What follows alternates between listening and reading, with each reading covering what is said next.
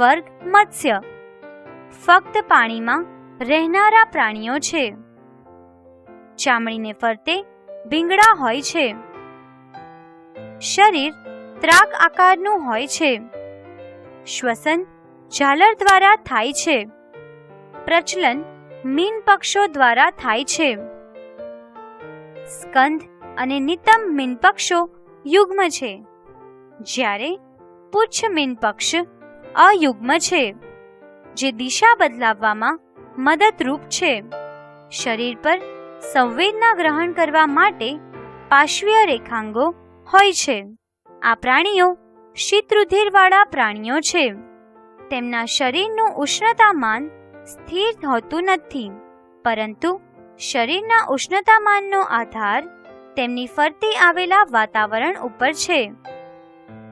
મોટાભાગની મત્સ્યો ઈંડા મૂકે છે.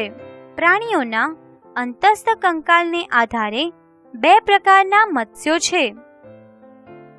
મત્સ્ય કાસ્થિ મત્સ્ય, અસ્થિ મત્સ્ય. અંતસ્થ કંકાલ કાસ્થિનું બનેલું છે.